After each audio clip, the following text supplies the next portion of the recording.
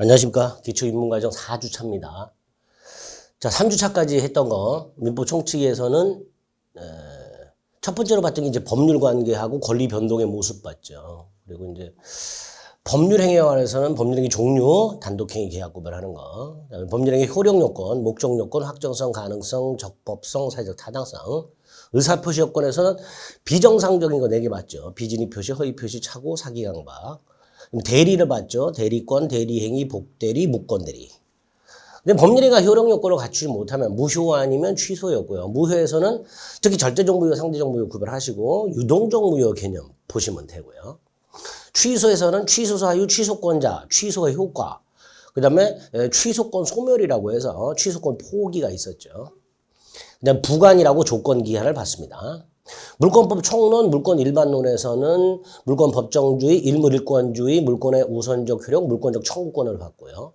물권 변동에서는 186조 등기 필요한 것과 187조 등기 필요 없는 거, 이거 관련된 원칙 2개, 공시원칙, 공실의 원칙 봤고요.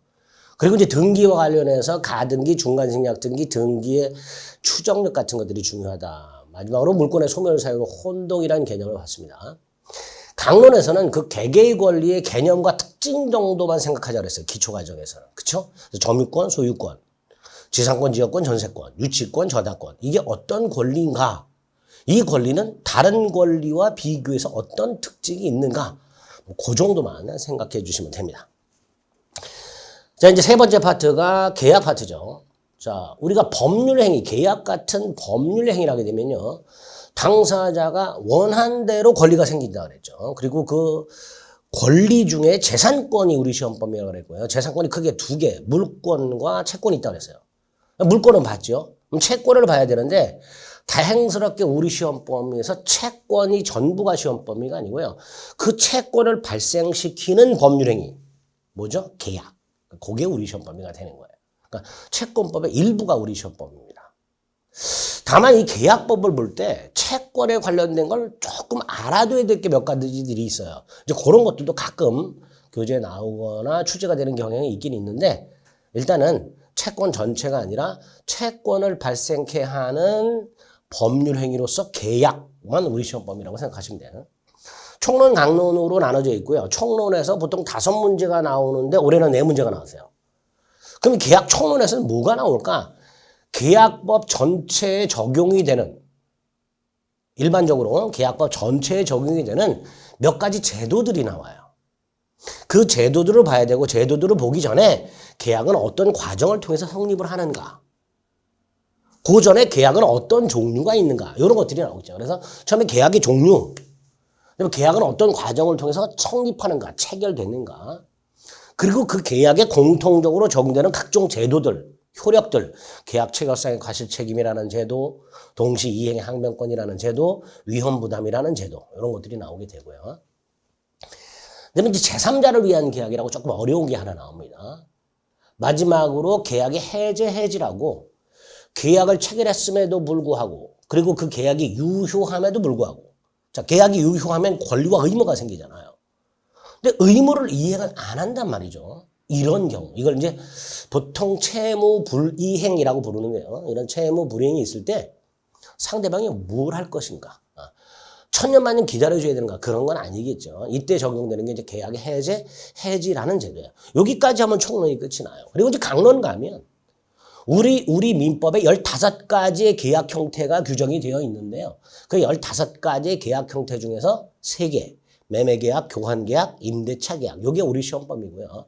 보통 여기서 5문제가 나오는데 올해는 6문제가 나왔고요. 특히 올해는 매매계약에서 4문제가 나왔습니다.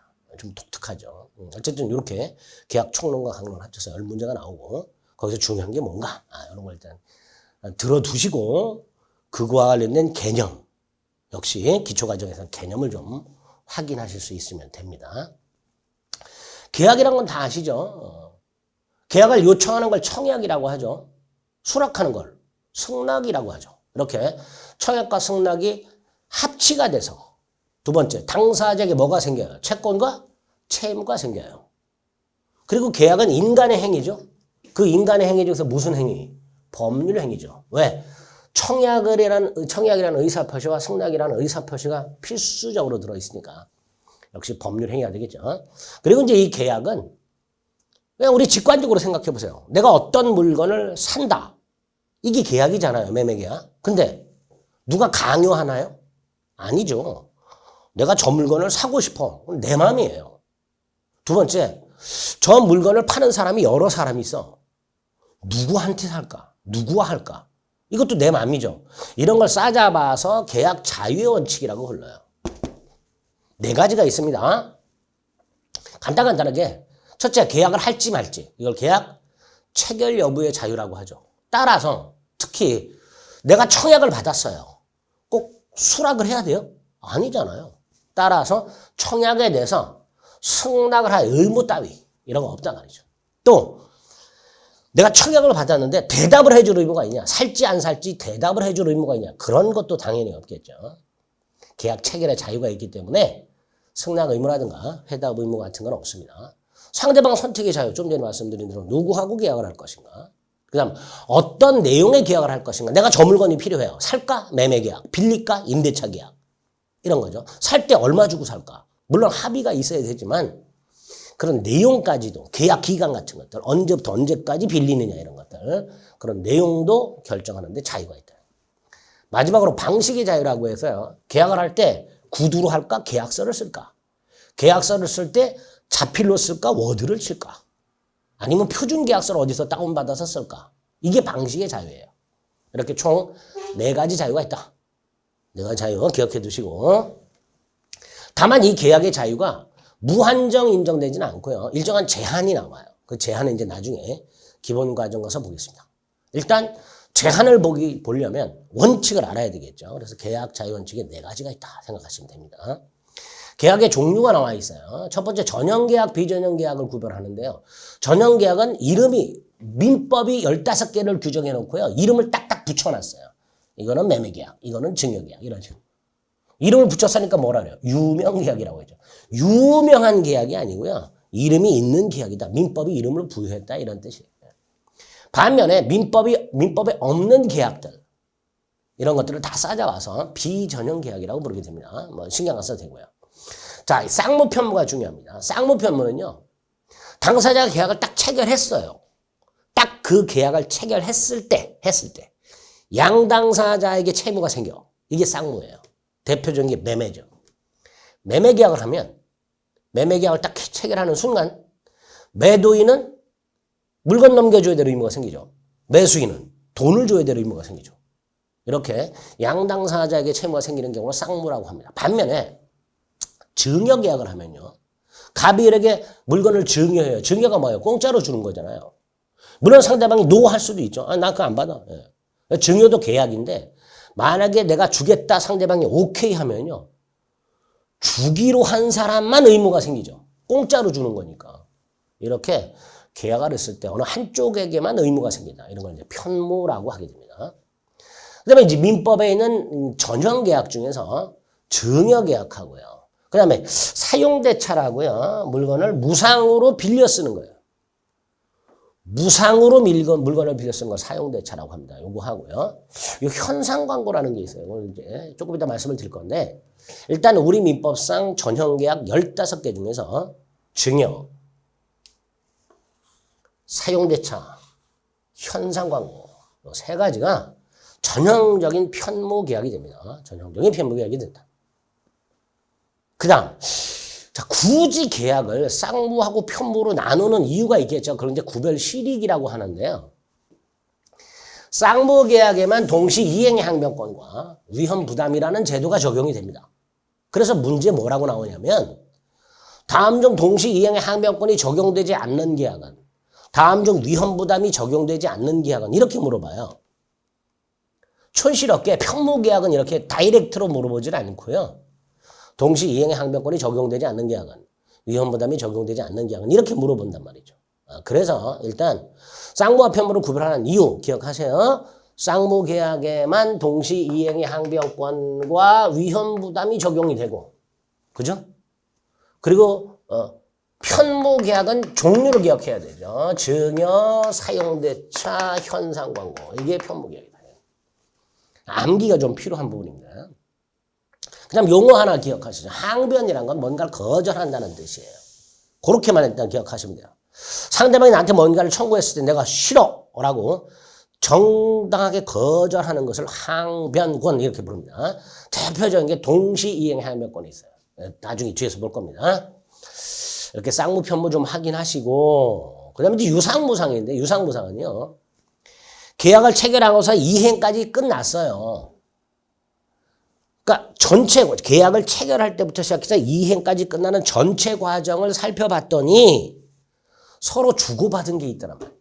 그럼 유상이 되는 거예요. 근데 계약을 체결하고 이행하는 끝까지 갔는데 끝내 한쪽만 줬어. 상대방은 받기만 했고 준 게 없어. 이거를 무상 이렇게 부릅니다. 그렇게 이제 직관적으로 이해하세요. 직관적으로. 그럼 어떤 문제가 생기냐면 쌍무편무하고 유상무상을 구별해야 되는 문제가 생기게 됩니다. 쌍무는 유상 같고 편무는 무상 같잖아요. 그죠? 쌍무는 둘 다 채무가 생기니까 서로 이행할 거 아니에요. 편무는 한쪽만 생기잖아요. 한쪽만 이행할 거 아니에요. 그러니까 쌍무는 유상일 것 같고 편무는 무상일 것 같잖아요. 근데 약간 달라요. 그 약간 다른 이유가 이 현상광고라는 놈 때문에 그렇습니다. 이 현상광고는 우리 시험범위 안 하지만 이걸 조금 이해하면 쌍무, 편무, 유상무상의 차이가 어떤 건지를 조금은 알 수 있게 됩니다. 뭐 완벽하게 이해 안 하셔도 돼요. 현상광고 그냥 간단하게 중국집 사장님이 광고 전단지를 붙여놨어요. 10,000원 이상의 쿠폰을 한 장씩 주고 이 쿠폰을 50장을 가져오면 탕수육을 한 접시 준다. 이렇게 광고한 경우. 자, 이 광고를 본 을이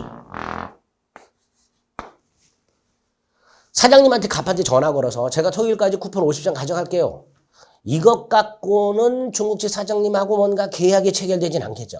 중국집 사장님은 분명히 광고 전단지에서 뭐라 그랬어요. 50장을 가져와라. 그러면 내가 탕수육을 주겠다. 이렇게 광고하잖아요. 그러니까 을은 갑에게 50장을 갖다 줘야 돼요. 그러면 갑하고 을에게 계약이 체결이 돼요. 이런 게 현상 광고예요. 현상 광고라는 건 조금 법적으로 어렵게 말을 하면 광고한 자가 광고에서 뭐뭐 하라고 정한 행위 뭐였죠? 50장을 가져와라. 광고자가 이렇게 광고에서 정한 행위를 누군가가 완료를 해요. 이렇게 광고자가 광고에서 정한 행위를 완료함으로써 성립하는 계약. 이게 현상광고 계약이에요. 따라서 을이 갑에게 50장을 갖다 주면 그때 현상광고 계약이 체결, 성립이 됩니다. 자, 여기서 을이 갑에게 50장을 갖다 줌으로써 갑과 을 사이의 현상광고 계약이 체결되었을 때 갑만 채무가 생기죠. 어떤 채무? 을에게 탕수육을 한 접시 줘야 될 채무가 생겨요. 그죠? 을이 50장을 갖다 줌으로써 계약이 체결됨으로써 갑에게만 채무가 생겼어요. 그러니까 뭐예요? 편무죠. 그 다음 이행을 하는 걸 봅니다. 자, 갑이 50장을 갖고 온 을에게 탕수육을 한 접시 줬습니다. 이행이 끝났죠. 끝나고 전체적으로 봤더니 갑이 주기만 했어요? 받은 게 있어요? 받은 게 있죠. 뭘 받았어요? 50장 받았잖아요. 주고 받았잖아요. 그죠? 서로 주고받은 게 뭐예요? 유상이죠. 그래서 이놈의 현상광고 계약은 편무인데 유상이에요. 그쵸? 주고받은 게 있으니까. 그러면 이런 그림이 그려집니다. 이 그림을 기억하세요. 계약을 쌍무와 편무로 나눴을 때 편무에 대표적으로 세 가지가 있다고 그랬죠. 증여, 사용대차, 현상광고. 그 다음 이거를 유상무상으로 구별을 해보면 자, 쌍무는 먼저 양당사자에게 채무가 생기니까 이행을 하면 주고받지요. 결국 쌍무는 이행이 끝나면 전부 유상이 되는 거예요. 그렇죠? 쌍무는 전부 유상이 돼요. 그 다음 편무 중에 유상인 게 있죠. 뭐 현상광고. 그럼 요만큼이 유상이 되는 거예요. 결국 유상계약이란 모든 쌍무 플러스 현상광고. 요게 유상이 되는 거예요. 그럼 나머지가 무상이 되겠죠. 요렇게 아예 초장부터 쌍무 편무와 유무상을 좀 구별하실 필요가 있습니다. 그래서 이 동그라미 2번 같은 지문이 가끔 출제가 돼요. 쌍무는 다 유상이죠. 근데 유상이 전부 쌍무인 것은 아니죠. 뭐 때문에? 현상광고 때문에. 그렇습니다. 그다음 이제 쌍무 편무는 왜 구별한다 그랬어요? 쌍무 계약에만 동시한명권 위헌부담이 적용되기 때문에 구별된다 그랬죠. 그럼 유상무상은 왜 구별하느냐? 나중에 매매 계약을 가면요. 매매 계약의 규정이 굉장히 많은데 그 매매 계약에 관한 규정들을 다른 유상 계약에 적용하도록 하고 있어요. 다시 말해서 매매에 관한 규정은 다른 유상, 무상엔 적용은 안 되고 유상에만 적용이 된단 말이에요. 특히 그 매매 규정 중에 아주 중요한 담보 책임이라는 제도가 있습니다. 그럼 이 담보 책임이라는 제도는 유상 계약에만 적용이 되겠죠. 그래서 유상과 무상을 구별하게 됩니다. 그게 유무상의 구별 실익이다. 이렇게 생각하시면 돼요. 자, 네 번째가 낙성 요물이라고 되어 있는데요. 낙성은요, 청약과 승낙만으로 성립하는 게 낙성이에요. 청약과 승낙만으로 성립하니까 낙성이에요. 그런데 우리 현상광고 한번 보세요. 갑이 쿠폰 50장을 가져와라 탕수육을 주겠다. 이게 청약이잖아요. 근데 우리 승낙만으로 계약이 성립해요? 아니잖아요. 우리 50장을 갖다 줘야 되잖아요. 교부. 그래야 계약이 성립하잖아요. 이런 걸 요물계약이라고 부릅니다. 즉 청약과 승낙만으로는 성립하지 않고요. 계약의 일방 당사자가 뭔가를 주거나 뭔가를 하거나 싸잡아서 급부 이렇게 급부 뭔가를 주거나 뭔가를 하는 걸 급부라고 한단 말이에요. 급부. 그러니까 어느 일방이 뭔가를 먼저 하거나 뭔가를 주거나 해야 성립하는 계약. 이걸 뭐라 한다? 요물계약이라고 불러요. 그러면 요물계약은 뭔가를 주거나 뭔가를 해야만 성립하잖아요. 요거를 요물계약의 요물성 요렇게 또 쓸데없이 어렵게 얘기하는 학자들이 있어요. 가끔 교과서에 보면 요물계약의 요물성이라는 표현이 나오고 뭐 어려운 거 아니에요. 요물계약을 성립하는 요물계약을 성립시키는 어느 일방의 행위 그 요물성이라고 생각하시면 돼요. 여기서 의리 50장을 갖다 주는 것 이게 현상광고 계약의 요물성 이렇게 되는 거예요. 현상광고의 요물성 뭐 그 정도.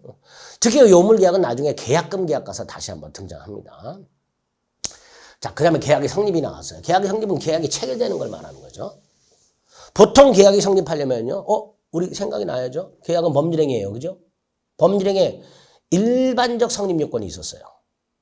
모든 법률행위에 요구되는 성립 요건. 세 가지가 있었죠. 당사자의 존재, 목적의 존재, 의사표시의 존재. 그죠? 그게 필요하죠, 일단. 거기다가 계약은 혼자 체결하는 법은 없죠. 양당사자가 존재해야 되죠. 그죠? 양당사자가 각각 목적을 갖고 있어야 되고요. 양당사자가 모두 의사를 표시하죠. 한쪽이 청약의 의사를 표시하면 상대방은 승낙의 의사를 표시하죠.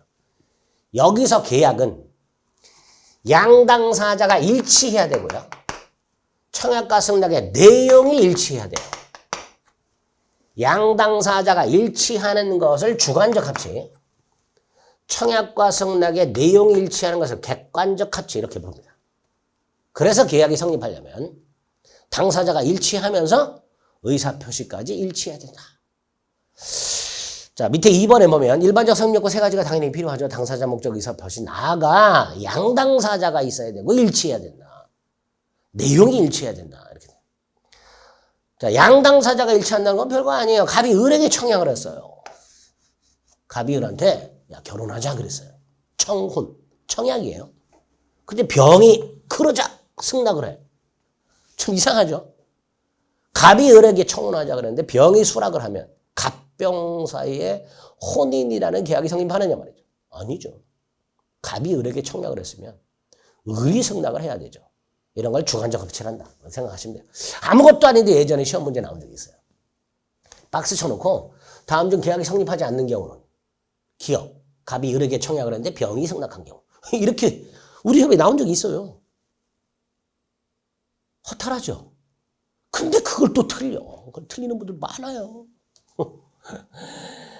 여러분들 이 시간 우습게 생각하지 마세요. 아주 간단하고 아주 상식적인 건데도 틀리는 분들이 수두룩 빡빡합니다. 이 민법 공부를 하다 보면요. 상식적인 게 굉장히 많아요. 상식적인 게 굉장히 많은데 다만 표현이 어려워서 수험생분들이 어렵게 느끼는 거예요. 그러니까 웬만하면 상식적인 걸로 풀더라도 맞출 수 있는 경우가 굉장히 많습니다. 나중에 공부해 보시면 절절 느낍니다. 어쨌든 계약이 성립하려면 특히 주관적 합치와 객관적 합치가 필요하다는 거 기억하시고 당연히 합치하지 않으면 계약은 성립하지 않는 거죠. 차구와 구별하라고 되는데 이건 지금 구별하시면 좀 어렵고요. 일단은 주관적이든 객관적이든 합치하지 않으면 계약은 성립하지 않는다. 딱 이렇게만 기억하시면 됩니다. 그다음에 계약이 성립하는 구체적인 과정. 99.99% 청약과 승낙의 의사 합치로 계약이 성립하죠. 그런데 우리 민법은 청약과 승낙의 의사 합치한 계약 성립을 기본으로 해서 청약은 있는데 승낙이 없어요. 그래도 계약이 성립하는 두 가지를 만들어 놨어요. 원래 계약은 99% 청약과 승낙의 합치로 성립하지만 극히 예외적으로 청약만으로 성립하는 계약이 있다는 말이에요. 승낙이 없이 청약만으로 성립하는 경우가 두 가지가 있습니다. 의사 실현에 의한 계약 성립이라는 게 있고요. 교차 청약에 의한 계약 성립이라는 게 있습니다. 자, 99% 청약과 승낙의 의사 합치에서 성립한다 그랬는데 청약이 뭐냐? 계약을 요청하는 거고요. 승낙이 뭐예요? 계약을 수락하는 거죠. 당연히 내용이 일치해야 되는 거예요. 그죠? 근데 이 청약과 승낙의 의사 합치한 계약 성립에서 핵심이 뭐냐? 나머지 잠안을 때 한번 읽어보셔도 이해가 되든 안 되든 한번 읽어보시면 되는데 청약과 승낙의 의사 합치에서 가장 핵심이 뭐냐? 요 놈이에요. 요 놈. 승낙기간. 예를 들어서요. 갑이 을한테 자신 소유 땅을 1억에 사라고 청약을 했단 말이에요. 이때 을이요. 이 땅을 살 생각이 있으면 사겠다고 승낙을 할 거 아니에요. 근데 언제까지 승낙을 해야 되는가의 문제가 생기는 거예요. 갑이 을에게 청약을 했는데 을이 30년 뒤에 승낙을 했다. 계약이 성립할까요? 성립하지 않겠죠. 상식적으로. 따라서 천년만년 언제까지나 승낙을 해야 된다는 것은 아닐 것이고 당연히 언제까지 승낙을 해야 되는가에 문제가 생길 거예요. 그거를 승낙기간이라고 하게 됩니다. 이 승낙기간을 청약을 하는 사람이 정할 수가 있어요. 언제까지 답을 달라. 두 번째, 청약을 하는 사람이 기간을 정하지 않고 청약하는 경우도 있어요. 두 번째가 문제가 되겠죠. 기간을 정하지 않고 청약을 했다면 좀 전에 말씀드린 대로 30년 뒤에 청약을 해도 되느냐? 그거는 아니겠단 말이에요. 그래서 우리 민법은 갑이 기간을 정한 경우 528조 1항, 갑이 기간을 정하지 않은 경우 529조 이렇게 두 가지 조문을 두게 됩니다. 1월 10일 날 땅을 1억에 사라고 청약을 하는 갑이 청약서에다가 써놨어요. 1월 20일까지 답을 달라. 그럼 승낙기간은 1월 20일까지가 되는 거예요. 적어도 그런 1월 20일까지는 승낙을 해야 되는 거죠. 1월 20일이 지나버리면 갑의 청약은 효력이 사라져버려요. 반면에 갑이 기간을 안 정했어요. 이럴 때는 529조에서 상당한 기간 내요. 그럼 이제 이거 갖고 또 싸우겠죠. 상당한 기간이 어느 정도냐. 그럼 여러분이 싸우지 마시고요. 나중에 법원 가서 싸우세요. 근데 어쨌든 청약계가 기간을 정한 경우는 그 정한 기간 내에, 정하지 않은 경우는 상당한 기간 내에, 그 다음 플러스 승낙이 청약자에게 도달해야 돼요. 도달. 1월 20일이라고 정해놨어요. 1월 20일까지 을이 승낙서를 발송만 하면 안 되고요. 그 기간 내에 승낙이 청약자한테 도달해야만 계약이 성립하는 거예요. 따라서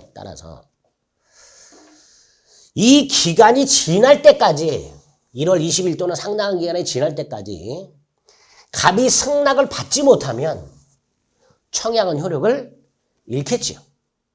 그걸 승낙기간이라고 하는 거예요. 자, 그래서 기초과정에서는 계약이 성립하면 청약과 승낙의 의사합치로 계약이 성립해야 되는데 중요한 게 뭐냐? 승낙기간이다. 근데 이 승낙기간은 청약자가 기간을 정할 수도 있고 정하지 않을 수도 있는데 그 두 가지를 우리 민법이 규정해놨고 정했든 정하지 않았든 그 기간 내에 청약자가 승낙을 받아야만 계약이 성립하는구나. 따라서 그 기간 내에 청약자가 승낙을 받지 못한 채 기간이 지나버리면 청약은 사라지는구나. 요 정도.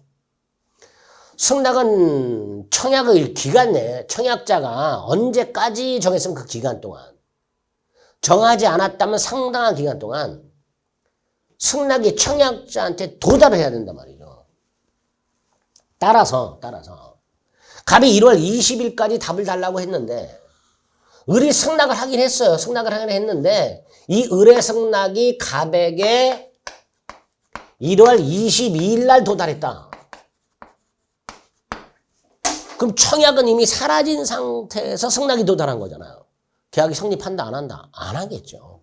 이런 걸 이제 연착한 승낙 이렇게 부릅니다. 연착한 승낙. 연착한 승낙은 원칙적으로 계약은 성립하지 않는다. 딱 그 정도. 그 정도. 예외는 이제 쭉 나와요, 나중에.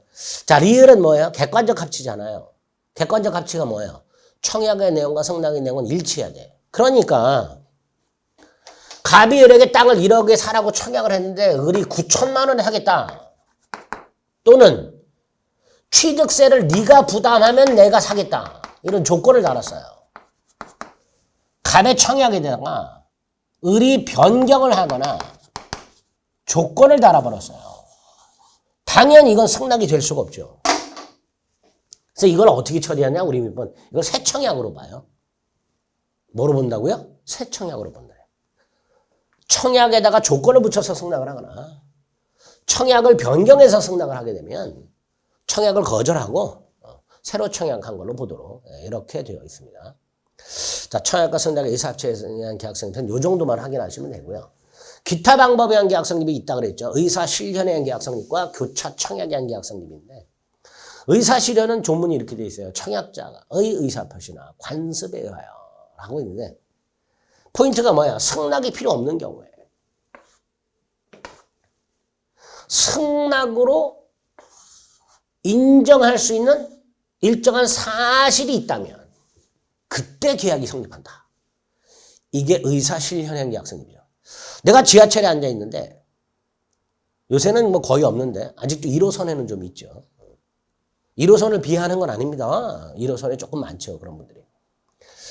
물건 판매하는 분이 타시더니만 광고를 합니다. 이 손톱깎이가 뭐 국내 생산이고 한 번만 띡 해서 잘 잘리고 손톱깎이만 주는 게 아니다. 손톱 다듬는 거 준다. 뭐 해가지고 세트로 이게 뭐 해외에는 뭐 2만 원에 파는데 단돈 5천 원짜리 한 장 받고 판다 해가지고 광고를 쫙 하신 다음에 쫙 돌면서 무릎에 올려놔. 이게 뭐예요? 청약이죠. 자, 이걸 내가 살 생각이 있으면 승낙을 하면 되죠. 그럼 그분이 한 바퀴 돌고 돌아오면 그때 승낙하면 되잖아. 그런데 무릎에 올려놓은 것을 내가 포장을 뜯어버려. 뜯어서 손톱깎이를 꺼내서 하나 깎아버려. 이거 뭐예요? 사겠다는 거잖아요. 그러면 승낙은 안 했지만 포장지를 뜯는 순간 계약은 성립하는 걸로 보는 거예요. 그게 이거예요. 그게 의사 실현에 의한 계약 성립입니다. 이렇게 승낙은 없고 승낙으로 볼 수 있는 일정 사실이 있을 때 계약 성립하는 경우가 있고요. 두 번째가 교차청약이라고 해요. 청약만 두 개가 교차한 거예요. 예를 들어 갑이 그렇게 자전거를 10만 원에 팔겠다고 청약을 했는데 갑이 자기 자전거를 그한테 10만 원에 사라 청약을 했는데 을이 그 청약을 모른 채 공교롭게도 갑에게 네 자전거를 10만 원에 팔아라 라고 청약을 했어요. 다시 말해서 갑이 을에게 청약을 했고요. 공교롭게도 을도 갑에게 청약을 했어요. 그런데 소름 끼치게도 내용이 똑같아. 서로 생각하겠죠. 텔레파시가 통했나? 뭐 이렇게 생각하겠죠. 이렇게 동일한 양청약이 서로 교차된 경우엔 이 양청약만으로 계약이 성립합니다. 이 양청약이 상대방한테 도달한 때, 모두 도달한 때 계약이 성립하도록 하고 있습니다. 이런 걸 이제 교차 청약에 한 계약 성립이 한다. 자, 그 다음에 3번에 계약 체결상의 과실 책임이라는 게 나와 있죠. 눈을 말씀드리면 제도를 좀 기억하시면 되는 거예요. 계약 체결상의 과실 책임이라는 제도는 도대체 뭘까? 자, 밑에 예를 먼저 봅니다. 갑이 을에게 자신의 주택을 매도하는 계약을 했어요. 그런데 그 주택이 계약 체결 전에 이미 소실이 됐어요. 이거 우리 어디서 봤죠? 민법 총칙에서 봤죠? 원시적 불능? 계약을 1월 10일 날 체결했는데 1월 9일 날 주택이 이미 소실됐다. 이런 걸 뭐라 그랬어요? 원시적 불능이라고 그랬죠. 원시적 불능. 자, 계약은 체결했지만 계약은 유효다, 무효다? 무효죠. 계약이 무효이기 때문에 양당사자에게는 권리와 의무가 생기지 않습니다. 그런데 여기서 어떤 문제가 생기냐면 갑이 자신이 다음날 팔고 있는 이 주택 1월 10일 날 을에게 팔고 있는 이 주택이 1월 9일 날 이미 소실됐다는 사실을 알았거나 알 수 있었어. 반면에 상대방 을은 전혀 모르고 있었어. 이런 경우. 다시 한번요. 갑과 을이 1월 10일 날 주택을 매매하는 계약을 했는데 주택이 이미 전날 멸실이 됐단 말이에요. 그 사실을 보통 둘 다 모르거나 둘 다 알거나 뭐 이런 경우가 있을 수 있어요. 둘 다 알면 계약을 안 하겠죠. 둘 다 모르면 계약을 하겠죠. 이제 그건 근데 따로 처리하면 되고요. 다른 경우의 수. 한쪽은 알았거나 알 수 있었고 상대방은 전혀 모르고 있었고 이런 경우. 당연히 갑은 을에게 알려줬어야 되잖아요. 근데 갑이 이걸 숨기고 팔아먹은 거예요. 벌써 느낌이 오죠? 갑 책임져야죠, 나중에. 그렇잖아요. 우리 갑에게 야, 주택 내놔 그러면 갑은 잠수 탄단 말이에요. 가봤더니 주택은 없었구만. 을이 얼마나 황당하게. 그러니까 이런 경우에 갑은 책임을 지라. 그게 계약 체결상의 가치이에요. 어떤 책임을 질까요? 손해배상 책임지겠죠. 그 손해배상의 내용이 뭐냐 이게 좀 어려워요. 근데 기초과정에서는 그냥 손해배상 책임을 지는구나. 당연한 상식 아니에요. 그죠? 근데 조문이 어려워. 목적이 불능한 계약을 체결할 때 어쩌고 저쩌고 뭐 이걸 배상해라. 이거 넘지 못한다. 뭐 이따구로 돼 있어. 근데 이거는 지금 보지 마시고 그냥 직관적으로 계약 체결상의 과실책임이라는 게 뭘까? 갑과 을이 주택을 매매하는 계약을 했는데 그 주택이 전날 이미 멸실된 상태였더라. 근데 갑이라는 놈은 주택이 멸실됐다는 걸 알고 있었고 을이라는 놈은 전혀 모르고 있었더라. 그럼 당연히 갑은 을에게 알려줬어야 되는데 그걸 숨기고 팔아먹었으니까 을에게 손해가 생겼겠죠. 그 손해를 당연히 갑은 배상해야 되겠죠. 이게 상식이잖아. 그 상식을 규정해 놓은 게 계약 체결상의 과실책임이라는 제도예요. 원시적 불능에 적용이 되는 제도다. 이렇게 딱 기억을 해두시면 되겠습니다. 됐죠? 이렇게 넘어가는 거예요. 이렇게 제가 기본 개념만 말씀드렸고 나중에 기본 과정 가서 다시 한번 말씀드린 개념이 기억이 안 난다. 그럼 안 돼요. 개념 정도는 어설프게나마 기억이 나셔야 돼. 반복을 하셔야 되는 거예요. 그 다음에 계약 중에서 쌍무계약의 효력이 두 가지가 있다고 했죠. 쌍무계약에만 적용되는 제도가 두 개가 있다고 했잖아요. 동시이행의 항변권과 위험부담. 역시 어떤 건지 개념만 잡아봅니다. 먼저 동시이행의 항변권이라고 되어 있는데요. 항변이 뭐였어요? 거절이었죠. 그 거절의 근거가 뭐냐? 동시이행이란 말이에요. 동시이행 관계로부터 거절 권능이 생긴다 해서 동시이행의 항변권이에요. 간단해요. 조문 보지 마시고 예를 봅니다. 갑과 을이 매매 계약을 했어요. 1월 10일 날 주택을 매매했고요. 계약을 했고요. 1월 30일 날 갑은 소유권을 넘겨주고요. 을은 뭘 해요? 대금을 지급하겠죠.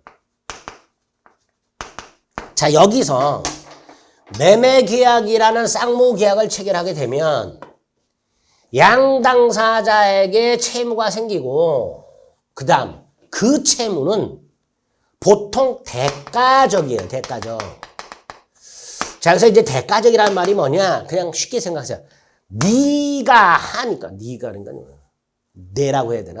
내가 하니까 나도 한다. 이게 대가적이에요. 네가 하니까 나도 한다예요. 그럼 뒤집으면 네가 안 하면 나도 못해. 언제까지? 네가 할 때까지. 그게 뭐예요? 동시이행한명권이죠. 쌍무계약을 통해서 발생하는 이 대가적 채무는 공평의 원칙상 동시에 이행되어야 된단 말이죠. 이게 공평하잖아요. 안 공평해요? 우리 돈 먼저 주는 게 공평해? 갑이 소유권 먼저 넘겨주는 게 공평해요? 아니잖아. 여러분들 상식적으로 생각을 해봐요. 동시에 하는 게 공평하잖아. 물론 저 땅이 꼭 필요하고 급한 을이 돈 먼저 줄 수도 있긴 있지. 그건 지들이 합의하는 거고. 을이 돈 먼저 주겠다는데 그걸 뭐 국가가 두드러 패고 말릴 이유는 없잖아요. 그죠? 그러니까 지들끼리 내가 먼저 할게, 네가 먼저 할게 합의 보는 건 상관없는데 그게 아니라면 당사자 간에 그런 합의가 없다면 동시에 하는 게 공평하단 말이에요. 그래서 말했는 게 동시한명권이란 말이에요. 자, 1월 30일이 됐어요. 당연히 갑이 소유권을 넘겨주는 것과 우리 대금을 지급하는 게 동시한 관계잖아요. 당사자가 별다른 합의를 하지 않았다면. 근데 갑이 소유권 안 넘겨줘. 그럼 우리는 뭐라 그래요? 돈 줘야 돼? 아니잖아요. 뭐라 그래요? 네가 소유권을 넘겨줄 때까지 돈 못 줘. 라고 할 수 있잖아요. 그게 동시이행의 한명권이야. 아무것도 아니에요, 이거. 매매와 같은 쌍무계약에 있어서 당사자 일방 을은 상대방 갑이 소유권을 넘겨줄 때까지 대금 지급을 거절할 수 있는 권리가 생긴다. 이게 뭐다? 동시이행의 한명권이다. 됐죠? 그 다음에 이제 구체적으로 어떨 때 동시이행 항변권이 성립하는가? 요건. 나중에 보시면 돼요. 지금 보지 마시고 괜히 바다가 어렵게. 첫 번째 것만 기억하시면 되죠. 지금 말씀드린 거. 하나의 쌍무계약을 통해서 양당사자에게 대가적 채무가 생겨야 돼요. 그죠? 한번 상식적으로 생각해 볼까요? 저 밑에 건 보지 마시고 동시이행 한명권을 행사하려면 어떤 요건이 필요할까? 우리 공부 안 한 상태에서 상식적으로 한번 생각을 해보죠. 첫 번째가 쌍무계약이 체결돼야 되잖아요. 대가적 채무가 생겨야 되잖아. 그 다음 보세요. 이행기가 도래해야 되죠. 그죠? 세 번째가 뭐예요? 한쪽이 이행을 안 하면서 청구해야 돼. 간단하죠, 요건이. 안 간단해요? 아니, 상식적으로 생각을 해보시자 이거죠. 동시이행의 한명권의 성립요건이란 어떤 요건을 갖춰야 행사할 수 있는가요? 자, 공부를 안 한 상태에서 한번 생각을 해보자 말이죠. 둘이 매매계약 같은 걸 해야 되고 양당사자의 채무가 생겨야 되고 이행기가 돼야 되고 그럼에도 어느 일방이 자신은 이행을 안 하면서 청구해야 하겠지. 그러면 상대방은 나 못해. 라고 할 수 있겠지. 이런 생각을 하잖아요. 그죠? 상식이죠? 그게 이거야. 쌍무계약상 대가적 채무가 있을 것, 모두 이행기가 됐을 것, 어느 일방이 이행을 하지 않은 채 청구할 것. 지금 상식적으로 생각해 봤던 것을 멋있게 얘기하면 이렇게 되는 거예요. 물론 이제 거기에 예외 같은 것들이 나중에 시험 문제 나오는 건데 그 예외를 이해하려면 그러면 나중에 하는 거예요. 뭐 이런 거 나중에 읽는 거야. 기본은 기억해놔. 기본. 자, 동시한명권이 어떤 거고 어떤 경우에 행사할 수 있는가를 상식적으로 한번 생각을 해봤습니다. 효과. 네가 할 때까지 난 못해. 이런 걸 연기적 항변권이라고 해요. 영원히 못해가 아니죠. 영원히 못해. 이게 영구적 항변권이라는 게 있어요. 근데 우리 시험에서 영구적 항변권은 신경 쓰지 마시고 동시이행 항변권은 어떤 거예요? 나 죽을 때까지 못해요? 아니잖아. 네가 할 때까지 못해잖아. 그런 걸 뭐라 한다고요? 까먹으셨어? 5초 전에 얘기했는데 연기적 항변권이에요. 연기적 항변권. 그쵸? 상식적으로 생각하시면 돼요. 그 정도. 그 다음에 이제 위험 부담이라는 제도가 나와요. 이건 또 뭘까? 이것도 간단해요. 갑이 을과 1월 10일 날 A 토지를 매매하는 계약을 했고요. 1월 30일 날 소유권 넘겨주고 대금 지급하기로 했어요. 근데 이 땅이 1월 20일 느닷없이 수용이 되어버렸네. 국가로부터. 국가가 땅을 가져가 버렸네. 도로 개설한다고. 수용을 해버렸네. 그러면 갑은을에게 토지를 넘겨줄 수가 없게 됐죠. 즉 갑의 채무가 불가능해졌어요. 자, 여기서 원시적 불능이에요?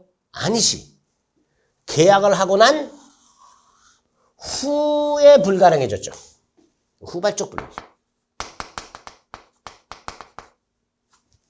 그러면 갑의 을에 대한 토지를 넘겨줄 의무는 소멸해버립니다. 그죠? 이때 을의 채무는 요게 위험부담이에요. 을은 대금을 지급해야 되는가 안 해도 되는가의 문제. 이게 위험부담입니다. 그럼 상식적으로 한번 생각해 보세요. 을은 돈 줘야 될까요? 안 줘도 될까요? 상식적으로. 안 줘도 되겠죠. 그게 위험부담이라고 생각하시면 돼요.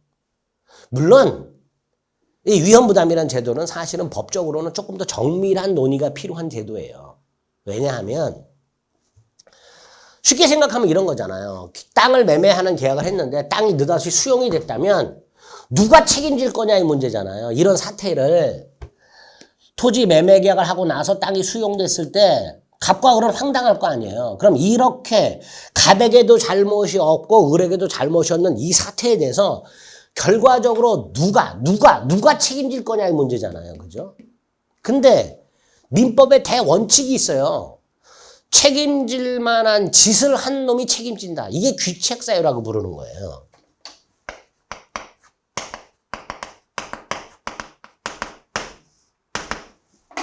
책임질 만한 짓거리. 이게 귀책사유예요. 그리고 대표적인 귀책사유가 고의 또는 과실이에요.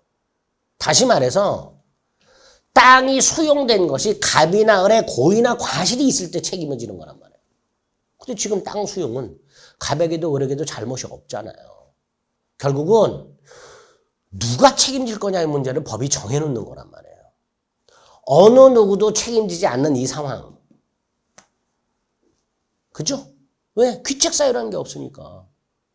갑에게도 잘못이 없고 을에게도 잘못이 없단 말이에요.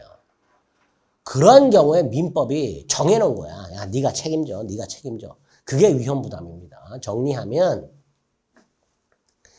쌍모계약을 체결했고 양당사자에게 채무가 생겼는데 어느 일방의 채무가 양당사자의 잘못 없이 그쵸? 토지 수용 어느 일방의 채무가 양당사자의 귀책사유 없이 후발적으로 불가능해져서 소멸했을 때 상대방 채무를 어떻게 할 것인가가 위험부담의 문제다. 을은 대금을 지급해야 되는가 안 해도 되는가. 그리고 이게 나라마다 다르다. 그런데 우리나라는 갑이 책임을 지는 걸 원칙으로 한다. 이걸 채무자 위험부담이라고 합니다. 채무자 위험부담. 여기서 채무자 위험부담에서 채무란 이게 원칙인데요. 채무자 위험부담에서 이 채무란 불능이 된 채무를 말합니다. 불능이 된 채무. 이게 생략된 거예요. 불능이 된 채무가 뭐예요? 소유권 넘겨주는 거잖아요. 그 채무자가 누구예요? 갑이잖아요. 갑이 부담하는 거예요. 자, 그럼 갑이 부담한다는 건 무슨 뜻이요? 갑은 대금을 청구하지 못한다. 그죠? 그래서 위험부담의 개념, 각과리 땅을 파는 매매계약을 했는데 등기를 넘겨주기 전에 땅이 수용이 됐다. 갑에게도 잘못 없고 을에게도 잘못이 없다. 갑의 채무는 소멸했다. 을의 채무를 어떻게 할 것인가? 민법은 불능이 된 채무의 채무자가 부담하는 걸 원칙으로 한다. 그 의미가 뭐냐? 갑은들에게 대금을 청구할 수가 없다가 됩니다. 갑은들에게 대금을 청구할 수가 없고요. 만약에 계약하는 날 을이 갑에게 계약금을 준 게 있다. 당연히 돌려줘야 되죠. 그게 뭐예요? 부당이득 반환이겠죠. 그죠? 이런 게 채무자 위험부담이다 라고 생각하시면 됩니다. 요 정도까지. 물론 예외가 있어요. 채권자 위험부담에. 이건 이제 기본 과정으로 넘기면 되죠. 그래서 일단 계약 첫 번째 시간에서, 계약법 첫 번째 시간에서는 계약의 종류 구별하는 거, 쌍무편무, 유상무상, 낙성, 요물계약 구별하는 거. 두 번째 계약의 성립과 안에서 청약과 승낙의 의사합치한 계약 성립과 의사실현에 의한 계약 성립과 교차 청약에 의한 계약 성립이 있다라는 거. 세 번째로 계약 체결상의 과실 책임이라는 제도 원시적 불능. 네 번째 쌍무계약의 효력 2개. 동시 이행의 한명권 위헌부담이라는 제도가 과연 어떤 제도인지를 너무 법적으로 정밀하게 이해하려고 하지 마시고 그냥 상식적으로 한번 생각을 해보자 말이야. 아, 이런 제도를 우리 민법이 두고 있구나. 아시겠죠? 네, 됐습니다. 자, 그 다음에 이제 제3자를 위한 계약하고요. 계약의 해제 해지 남았습니다. 오늘 시간을 좀 달리해서 살펴보겠습니다. 수고하셨습니다.